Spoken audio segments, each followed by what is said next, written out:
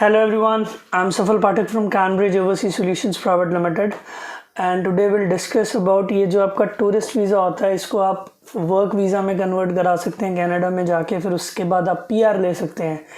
इसकी रियलिटी, फिर ये जो अभी सीआरएस स्कोर है इसका जो है कितना हद तक ये नीचे जा सकता है, चाहे वो एक्सप्रेस एंट्री है या जो पीएनपी स्कोर्स हैं उसकी जो हमारी प्रेडिक्शंस हैं, प्लस दो इश्यूज और हैं जो मेरे को डिस्कस करने बहुत इंपॉर्टेंट हैं, ध्यान से सुनिएगा।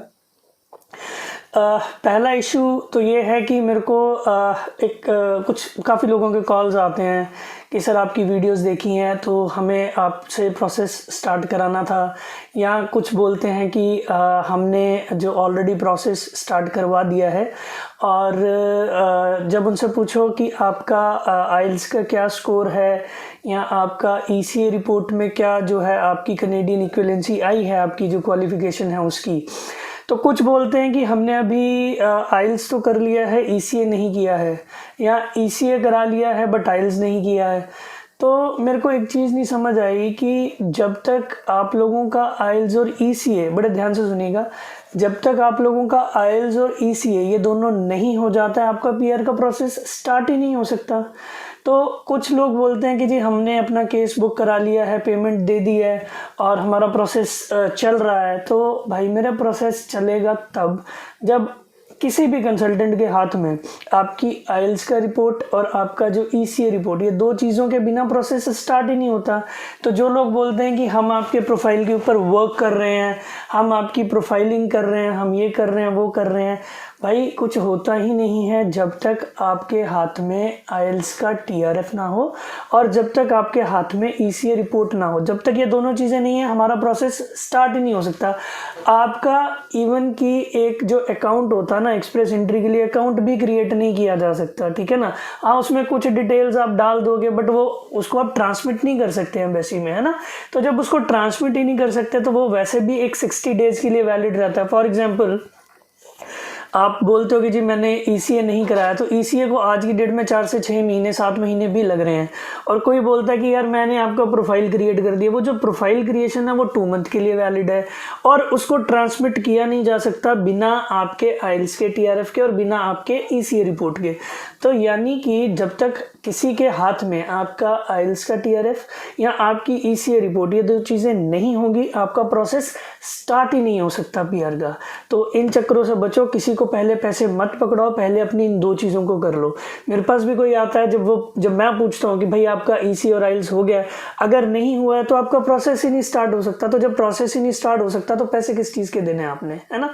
तो जब तक आप लोगों के हाथ में आइल्स का रिपोर्ट और ईसीए रिपोर्ट ये दो चीज़ें नहीं आती हैं तब तक आप लोग अपना पीआर प्रोसेस स्टार्ट नहीं कर सकते।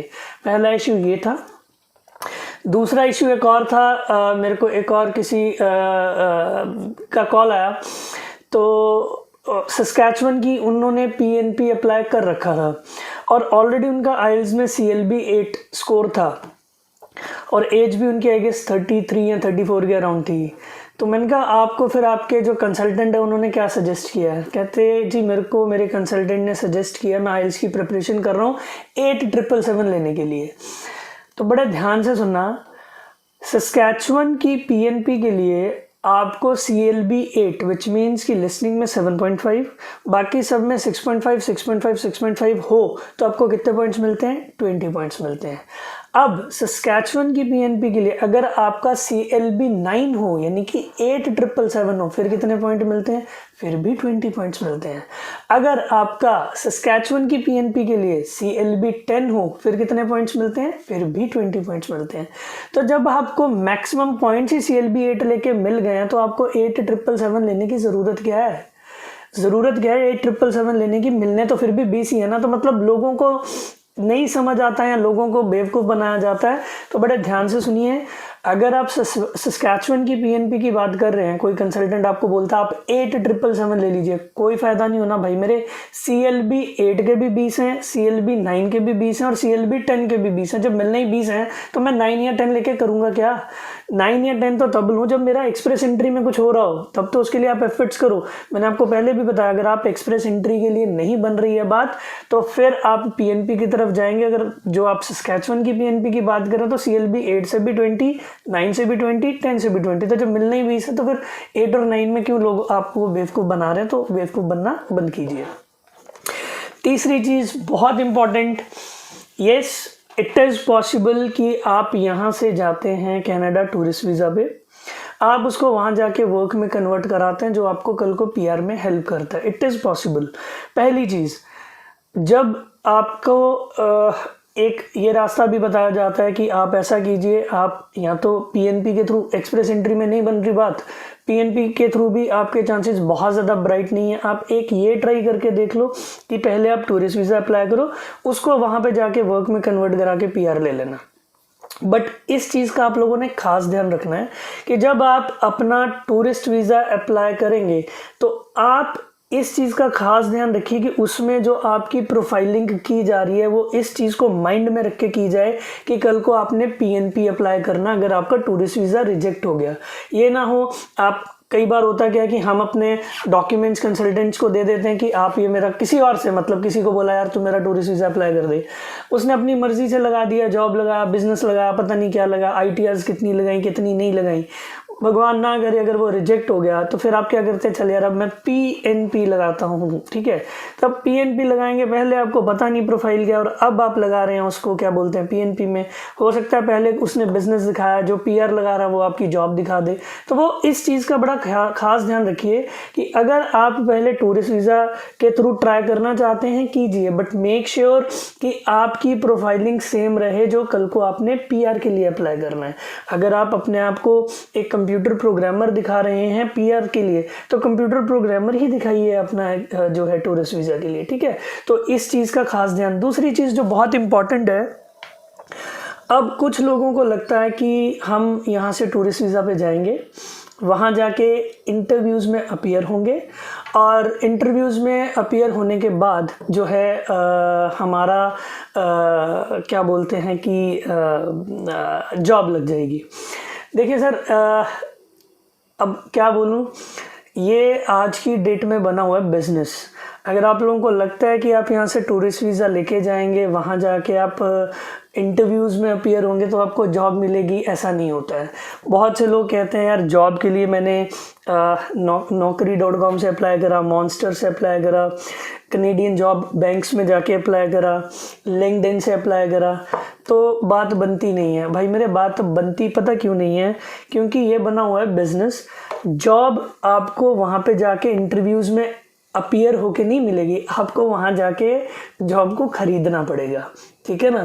तो ये मैं आपको रियलिटी बता रहा हूँ कि वहाँ जाते हैं, आप कंसल्टेंट्स को मिलते हैं, वो आपसे मोटे मोटे पैकेजेस करते हैं जी कि हम आपको जॉब ऑफ़र भी देंगे, फिर पीआर तक का प्रोसेस कराएंगे, तो उसमें दे चार्ज हेफ्टी अमाउंट, और ये एक रियलिटी है। तो अगर आप इस चीज़ को माइंड में लेके चल रहे हैं कि वहाँ जाएंगे, इंटरव्यूज़ में अपीयर होंगे तो जॉब मिल जाएगी, ये बहुत ही ज़्यादा मुश्किल है, बहुत ज़्यादा मुश्किल है। रियलिटी क्या है, वहाँ जाके आपको जॉब खरीदनी पड़ेगी, जो रियलिटी बता रहा हूँ मैं आपको, ठीक है ना। ये चीज़ थी आपके टूरिस्ट वीज़ा से वर्क वीज़ा में कन्वर्ट होके फिर पीआर के लिए। Last but not the least, आपका जो है स्कोर्स प्रेडिक्शन की, क्या सीआरएस नीचे जाएगा, क्या ये जो पीएनपी स्कोर्स हैं वो नीचे जाएंगे? हाँ जी सर, वो डेफिनेटली नीचे जाएंगे। उसका रीज़न क्या है? उसका सबसे बड़ा रीज़न क्या है, हर महीने लाखों में फाइल्स लगती थी जी कनाडा के लिए।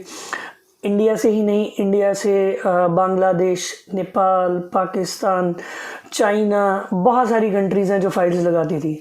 बट कोरोना पेंडेमिक की वजह से देखो, फाइल मैंने आपको जैसे पहले बताया, सिर्फ उन दो चीज़ों की वजह से लगती है। वो दो चीज़ें क्या हैं, एक आपके हाथ में आइल्स का टीआरएफ होना चाहिए, दूसरा आपके हाथ में ईसीए रिपोर्ट होनी चाहिए। अब कोरोना वायरस की वजह से यहाँ तो कुछ लोगों के पास आइल्स नहीं किया हुआ, ईसीए करा रखा बट आइल्स नहीं किया हुआ, यहाँ आइल्स का रखा बट ईसीए नहीं हुआ बड़ा, जिस वजह से जो बल्क में फाइल्स लगती थी कनाडा के लिए, बीट एक्सप्रेस एंट्री और बीट पीएनपी, वो इतना बल्क में तो लग नहीं रही हैं। मेरे पास भी जो केसेस आए हैं वही आए हैं, और ये उनके लिए बहुत अच्छा टाइम है जिनके पास ये दो चीज़ें हैं, जिनके पास ये आइल्स का टीआरएफ है और ईसीए रिपोर्ट है। उन्हें एक दिन की भी वेट नहीं करनी चाहिए, अपना प्रोसेस कर देना चाहिए, क्योंकि वो वेट किस चीज़ के लिए कर रहे हैं। अगर वो सोच रहे हैं कि जी मैं अपना आइल्स इंप्रूव करके लगाऊंगा, तो लगाइए ना, आप जब खुलेगा तब लगा लीजिएगा। स्कोर्स तो आप एनीवेज कभी भी अपडेट कर सकते हैं आप अपनी एक्सप्रेस एंट्री प्रोफाइल में भी और पीएनपी प्रोफाइल में भी। तो जिन लोगों के पास ईसीए रिपोर्ट और आईएलटीएस टीआरएफ है तो वो तो एक भी दिन डिले मत कीजिए, क्योंकि डेफिनेटली जो इनिशियल कुछ ड्रॉज निकलेंगे उसमें स्कोर्स जो हैं वो नीचे जाएंगे ही जाएंगे, ठीक है ना।